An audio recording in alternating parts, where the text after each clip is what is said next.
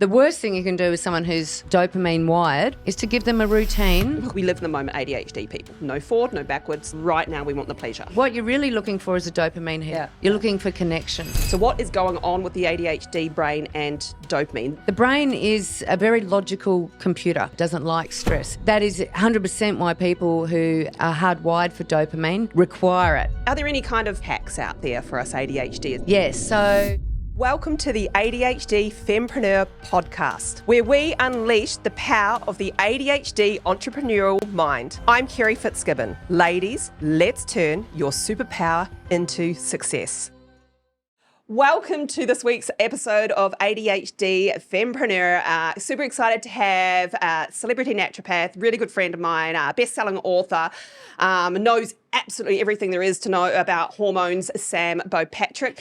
And today, we're actually going to touch on the subject of ADHD and hormones. Now, in previous episodes, I have spoken a little bit about my experience going through perimenopause and with the symptoms perhaps being a bit more, noticing them more. But I just wanted to get Sam on here because she's the expert to talk more about ADHD, the role of hormones with ADHD and so on. So thank you. Yes, thank you so much. And the topic of the hormones is, it's a bit of a minefield. Yeah. Background nursing and pharmaceuticals. And then probably around 2004, I've been a naturopath and nutritionist for about 2 years. I've really first had my insight to the power of hormones and when they're out, what can go wrong. Because hormones is historically, and people watching this might go, it's the most boring topic in the past. Now the most interesting topic. Yeah. Particularly if you're going through menopause, but also, postnatal depression, fertility, can't fall pregnant. Those things are all hormone or often hormone driven. So, I see the world through hormone eyes now. Yeah. And, it's exciting. Yeah. So, do you want to know what hormones are? Yes. So tell me about some of the, I guess what I want your, and again, I understand this on a level where I experienced myself what hormones are happening and what's happening in my body for the ADHD symptoms to, be where they are, whether they are high or low on any given day, depending on a few factors.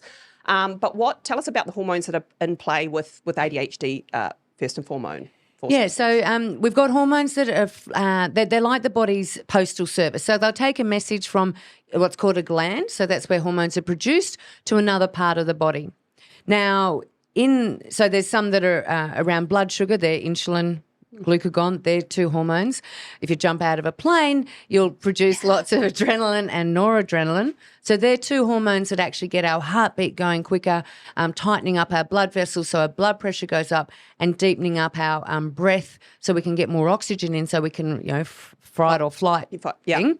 But there's also in the brain there's three distinct hormones, and there might be a couple of others that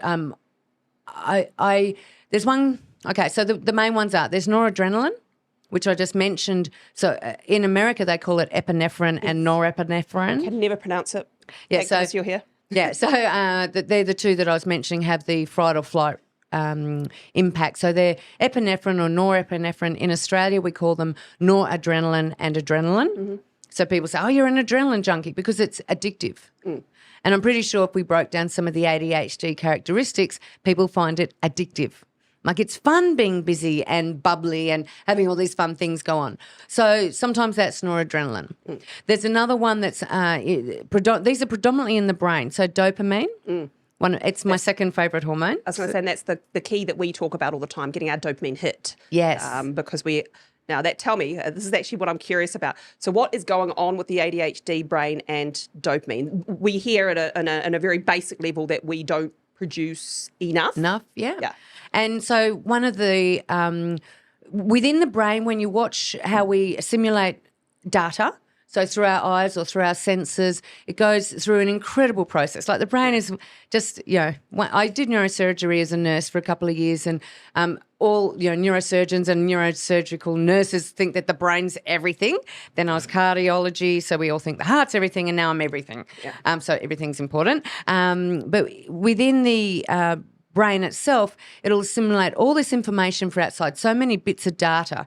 It's being bombarded with, oh, what's that smell? What's your butt cheek doing at the moment? It's holding us upright. It's making us laugh. It's also aware of noises in the background. And it's filtering out very quickly what is life-threatening and what's not. Yeah. Our higher self, our hippocampus and our amygdala are all about our survival. So as this data's coming through, it's going ping, ping, don't need to worry about that, do need to worry about that, adjust your posture, sit up tight, all this sort of stuff. It does it, most of it unconsciously. Yeah. But it uses these neurotransmitters to make those messages and those decisions from different parts of our brain, because the different parts of the brain do different things. Yep. Okay. So through a lot of our information, it comes through the parietal and temporal lobe, which then gets mixed with a bit of memory very rapidly. Is this going to kill me? Last time that dog bit me, it was a close call, to going back to the frontal cortex. Yep. And then the cerebellum plays a role with dopamine, because it goes, is this pleasure or pain? What am I going to do? Right, yeah. And makes the decision. Yep. And then the frontal cortex goes, you're going to run, because it wasn't that pleasurable last time. Hopefully. So, yeah. Hopefully. Or you're going to stay and play. Yeah. So that's one of the roles of dopamine. And the third hormone, and they can be called neurotransmitters in the brain, is serotonin. So they're the three predominant ones, but there's another one called GABA, which is incredibly important. And GABA helps people relax. And when people are edgy or they'll often run their GABA down and they won't be able to sleep, and they'll experience heightened anxiety. So these are all hormones. Yeah, okay. So would that mean that some of the people, because there's obviously different types of ADHD, so does that mean that some of the people that have more of the anxious type of ADHD might have less GABA? Correct. Right, okay. So because we all hear it, like I said, I know the dopamine, I know the serotonin, I know the adrenal stuff, and heard of that. So what is going on in our brain with those hormones then? What's happening with those hormones? Well, a lot of what our outcomes are what we eat. So for dopamine, as an example, depending on, you might drop tyrosine, which is an amino acid, and you might not produce enough dopamine. So our hormones and our neurotransmitters, in this case, heavily rely on a healthy diet. So if we're not eating those nutrients, then we can run at a deficit. What we're hearing out there as an ADHD person is we don't, we don't produce enough dopamine. Yeah. Right? What actually does that mean, that we don't produce enough dopamine? Or are we producing enough dopamine, but it's the transmitter from the frontal cord, to the back that's not working properly? Because that's what I've heard, is that the bridge between our executive functioning, which is all at the front here, to some of the other goodies in the back here is not impaired. That's it. And that's exactly what happens. So, these are like a postal service, these hormones, the dopamine, and it takes a message from one part to another. Now, if you're low in that, it's going to be lagged. Or we know with PET scans and EEG, so when you measure the brain activity, that the thought will be here and it's recognisable in the frontal cortex, but the emotion hasn't arrived yet. Oh, yeah. So there's this lag, and it's like, what's going on? I've exaggerated. It's not like that because it's milliseconds. Yeah, but still. But that's why the importance of these not just dopamine, but all the hormones have to be at a functional level. And I really think that we're missing the opportunity with food, because if we take dopamine, which is my second favourite hormone, I believe they've got personalities, and we can talk about the personalities of hormones soon. That's why dopamine's my second favourite. It needs B6, it needs tyrosine, phenylalanine, it needs quite a few nutrients to be able to produce that. Now, if the person hasn't got a diet, you might not be getting any tyrosine through your food. You're going to be low on dopamine. And is that where you seek out other things? Is that where people seek out what we call dopamine hits? So you go and do something that's, super fun, or that you really enjoy, and avoid the things that bore you, because that doesn't do anything. Right. Beautiful question. So can I tell you why dopamine's my second favourite hormone? Tell me first. Yeah, tell me. My favourite hormone, if anyone's interested, is oxytocin. Oh, yes. So oxytocin is just a beautiful hormone that makes us feel joy and happiness and connection. Dopamine also does that. Now, dopamine's our pleasure or pain hormone. When we're in groups together and we're going through adversity, dopamine goes up. And it's a bonding hormone, so it makes us feel good. Now, so let's just say we went on a rafting expedition this weekend, and it's a bit, everything's changing. Nothing's predictable. In that environment, people flourish because it's like, woo, woo, woo, woo, and dopamine gets surge, and it brings us this sense of belonging and unity.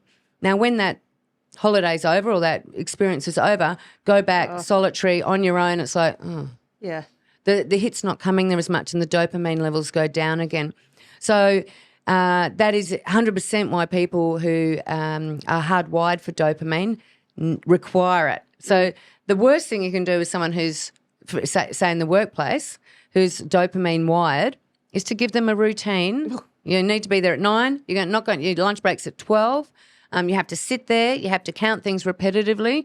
They will go bonkers. Yep. Give them a free rein and to explore and create. So dopamine's we can generate it when we're in creation mode. Yeah. And then it goes up, and there's a sense of completion and wholeness, and it's through music, through just using. Some people are tactile, so using their hands or their brain, marketing, as long as there's a result at some point, because that's where the pleasure bit comes. But it has to be a quick result is what I find. It can't be a long-term result down the... Cause delayed pleasure? Yes. It has to be... It's in the moment. So is that... I'm assuming that's a hormonal thing. In the moment, we live in the moment, ADHD people. No forward, no backwards, no whatever way we're going to go. Yeah. It's right now we want the pleasure. Yes. Yeah. Yeah, so hardwired for pleasure and seeking activities that give that dopamine, because that's one of the few times when dopamine levels are high that they feel complete and pleasured. So if hormones play a big role in ADHD, kind of know the answer to this, but I want your side of things. Is that why that, there are certain times as a female in our lives where our symptoms get worse. So we might have symptoms and we might be really, really great at masking. Go through puberty. It's not so good anymore, and that's what my daughter's doing. Birth. So when I, had a baby, I also had really high symptoms of ADHD, and then cruised into perimenopause, and they're right up there right now. That would be to be hormone related. Yeah, definitely. Did you find that after postpartum that your symptoms were worse? Yeah. Or placated? Oh, actually, no. I had a really good. I wasn't great pregnant. Bad experience being pregnant. Didn't cope. Didn't like brain fog and everything. But afterwards, yes, certainly felt happy. But I had a purpose with a baby. I don't know what was going on there, because I'm not maternal at all. There was no routine. So I didn't have the typical baby routine that I was told I needed to have. But I just had fun. Yeah, good. And but yes, definitely brain fog. But I wouldn't say I experienced too bad a symptoms after that. Mine were perimenopause. That's when that's why I got diagnosed in the last year. Yes. So the female body and the male body goes through fluctuations of hormones at certain times. Now, the female body goes through it every month while she's having periods. So we will get an increase in estrogen and progesterone when there's no ensuing fertility or pregnancy, conception, flushes it out, and the levels will drop. Now, those cycles alone bring their own changes and changes in the brain and how we assimilate our life and information. It's interesting that after your baby was born that you felt fine, because what you've just described is perfect. Lots of changing, unpredictability, and you found it pleasurable. So that's perfect. You also, with the brain fog, would have been releasing a hormone called oxytocin. Now, if you could have those two hormones in your body through, acceptable behaviours, then you're fine. Right. It's only when we sit there and like, oh, my God, I've got to do the banking, I've got to do this, I've got to do that, and it's like the things we find painful that we start looking for pleasure things and we get distracted. Yes. But does that infuse? Yes. And you don't finish a task. And it's like you jump from one to another, and you walk into a room and you go, what am I doing in here? It has hormones to play it. Yeah. I'm sure I walked into here. I think there's a reason why. I've opened the fridge again for the 20th time today, and believe it or not, nothing's changed in there. No, it's still the same. Still the same. Yeah. But with the perimenopause, which you raise as well, so dopamine, those hormones, adrenaline, noradrenaline, so we'll stick to the Australian sort of explanation or names that we use for those. They're produced by the adrenal glands. Now, through menopause, so we happy making hatching an egg. Those are our fertile years. Once all the eggs are hatched from our ovaries, no more eggs, and our body goes through this transition called menopause. At that point, our adrenal glands need to start producing those hormones that the eggs used to produce, so estrogen and progesterone. I'm finding more women are burnt out at that point in life than ever before, than has ever been documented, and maybe it is a bit like your podcast, just topics that weren't discussed, 20 years ago. But certainly females in their 40s are more burnt out than they've ever been. There's more social pressure, financial pressure, that they're raising their kids longer than they used to. Kids used to be like 16, bye. Now it's like, oh, my God, the 24-year-old's still here eating the house and I still have to work longer than I had anticipated. Yeah. And they're getting burnout. So the adrenal glands are not making the same hormone mix as they might have been in the 20s. And so I'm sure a lot of the symptoms that people are experiencing in their so it's premenopause before, peri, going through it, and postmenopause, any symptom during there that's worse or accentuated is always hormones. Yeah. Always. Yeah. And it's not surprising that women are having more symptoms for me during perimenopause because they're probably bordering on burnout. Yeah, 100%. And that's actually what has happened to me in the last year or so. Go through moments, I'm like, I'm burnt out, go on holiday, because I can do that now. Yes. Luckily, built my businesses and stuff before I got through this. And then I'll be right, and then I'll feel a burnout again. So probably not completely right, I'd say. So tell me, so if, what are there any kind of, I guess, biohacks out there for us ADHDers that, aside from the medication side of things that, we can do to perhaps make our hormones better? Yes. So depending on the phase. So if the person's not menopausal, and even for guys that might watch this, I think activity and high impact activity is fantastic. Boxing, dynamic, changing sort of activities, not necessarily gym because gym's pretty static and might get a bit boring. Outdoor activities, rafting, stand-up paddling, surfing, things where the environment's changing and the landscape's always different, allows the body to get rid of that frenetic energy that can often build up, but also gives you that dopamine hit. And the other hormones as well that we want, like serotonin and oxytocin, they'll all occur in a changing landscape. So exercise is super important. Yep. Foods are really important. So we don't, as I was saying before, you might be missing just one key nutrient and you won't be able to produce dopamine. So it's really important to have, if you're vegetarian, you'll have to look at some dopamine vegetarian sources, tyrosine vegetarian sources, and there's not a lot. Turkey's one, for example. Meats are very high in these proteins that our body needs, and your green leafy veggies. So making sure that you've got a diet that covers off those things, because people come to me for nutrition advice and I look at their food and I go, there's nothing in here that's green. There's nothing, the pickle on the burger is not counted as green. What are you eating to get these vitamins and minerals that your body craves to even produce these hormones? So nutrition is a foundation. I think the third thing is finding a tribe, finding people so you don't feel isolated, feeling that you're part of a community that can support you and understand your nuances. That's also around, education and learning more about your beautiful gifts that this offers. That certainly, it sounds like a psychological hack, not a biohack, but it's certainly tapping into the strength of your body, not resenting your body. And I'll come up with a fourth one in a second.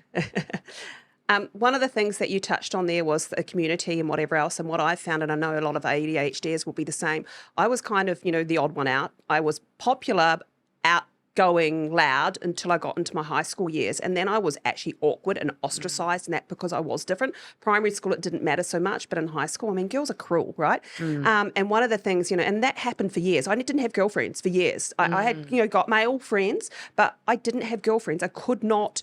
They didn't relate to me. They put me down. I felt, and maybe, I felt just outside of the friendship circles until my adult life, and in the last 10 years, I've met people that actually, they love me because of my craziness and my quirks. And that's the community and people that I've surrounded with. So they support it, and love my quirks and stuff. So, I think, and I know it's a little bit aside from hormones, but that community of people that accept you for who you are and stop trying to live inside the box. And that'll produce better hormones too. 100%. I know when I'm with my girlfriends like yourself, everything's raised and I'm happy. Oh, yeah. Yeah.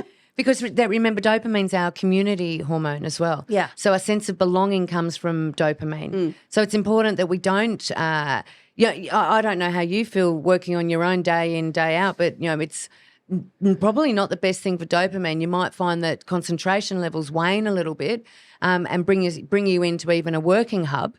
That can sometimes be Can too go distracting. 2 ways, Yeah. Body doubling. I only heard about body doubling actually a few months ago, but it's what I do without knowing it was a thing. And that's where you get someone and they can just be in the room with you. They can just be there. They're not distracting in that, but they're there. So I get, my partner to body double me because he works at home. Yeah. And, sometimes we traveled Bali together and, had to sit, Sam, you can work alone, but you'd have to sit sort of near me. We didn't have to talk, but you were there. And I felt good. Yeah, and that sense of belonging. Yeah. I think, as a biohack, it's really important. We are a pack animal, and just because we can work from home more and more, it can become socially isolating. And if you've recognised that when that happens, you're looking for, stimulation or the fridge. Yeah, Open or the fridge. social media, on and off the phone, or that's bringing your friend. Yeah, that's you meant to be working. What you're really looking for is a dopamine hit. Yeah. You're looking for connection. Yeah. So, body double's a great way to get around that. Yeah. I like it. Find someone who can support you but not distract you, I think. No good-looking men sitting there naked. Definitely not. Oh, man. Motivation. So actually you were asking another good question there, which I don't think I covered very well. Menopause, perimenopause, why? So I'll go back to that biohack. Yep. And, another very important time, it's going through menopause, and if we're discussing that people might be burnt out and the symptoms are getting worse, this is one time where pushing through the slow is not going to work. Yeah. It's a real tap on the shoulder to not slow down, because I know ADHDers don't like the word slow, or, I used to draw, and when people say, find one thing and stick to it, it's like, what are you asking me to do?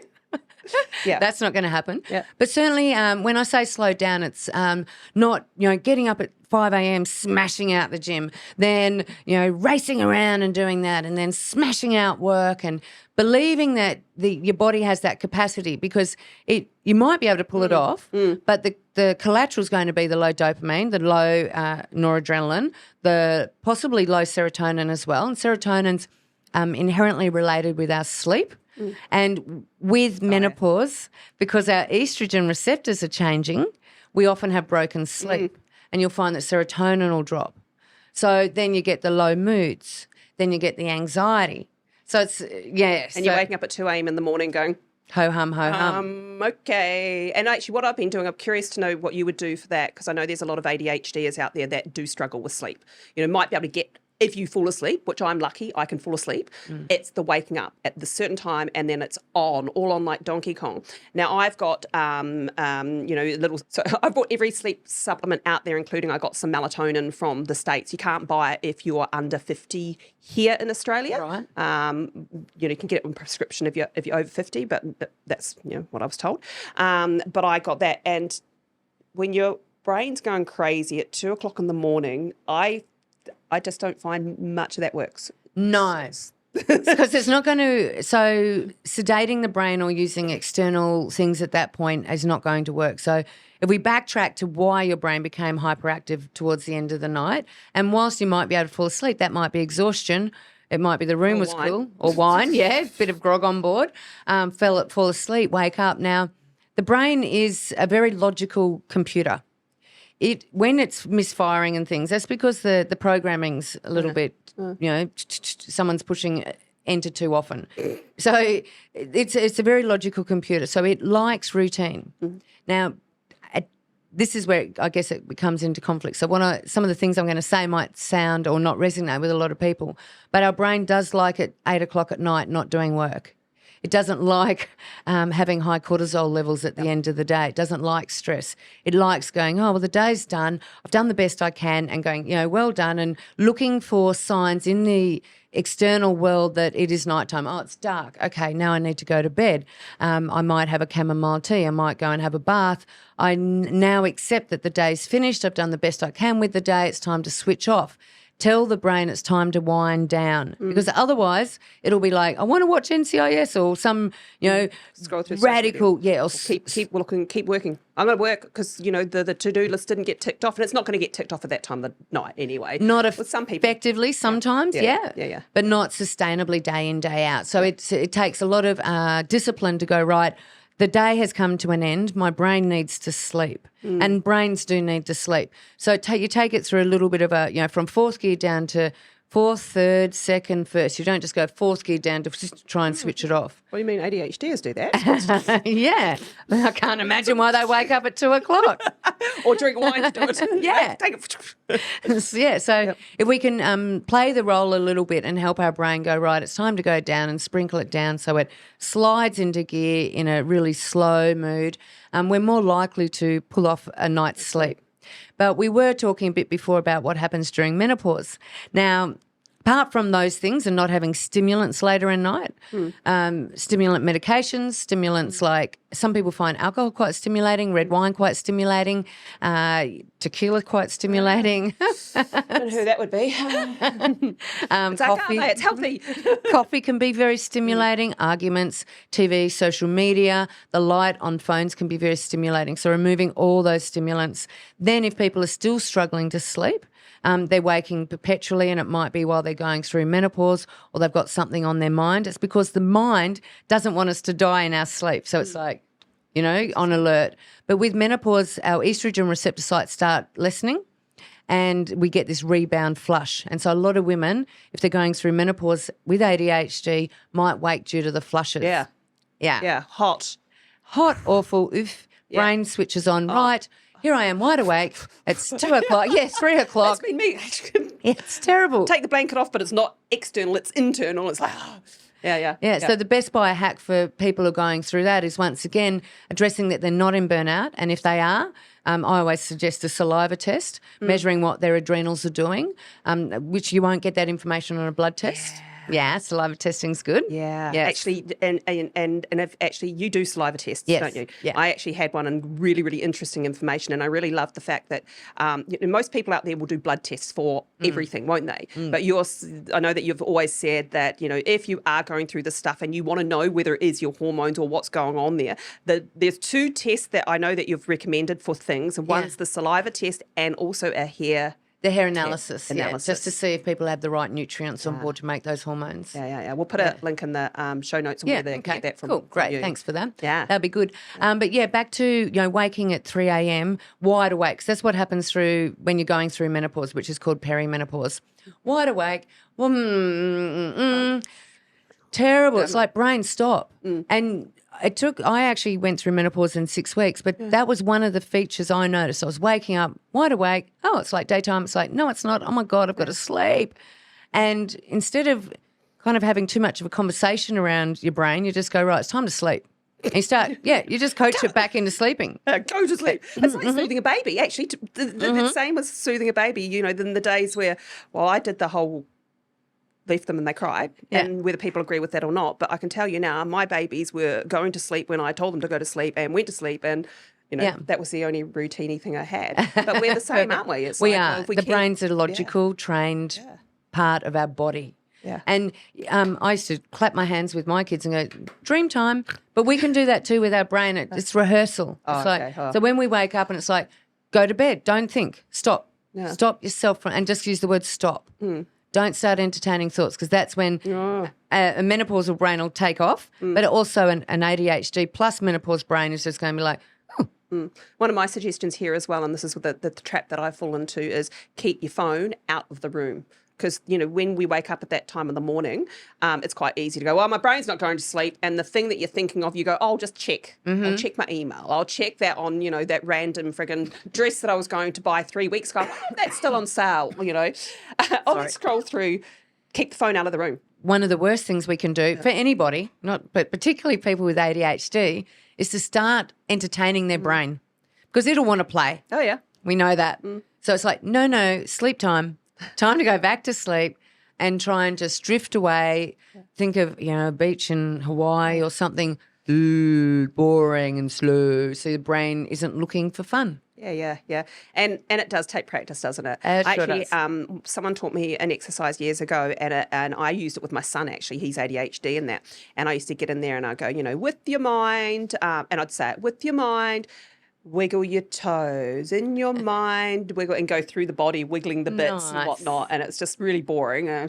Some people count sheep, which is actually a thing, Listen, it all count backwards from 100 and stuff like that. And I found that sometimes, not all the time. There's times where my brain's racing, but sometimes it actually really works. And I guess with practice.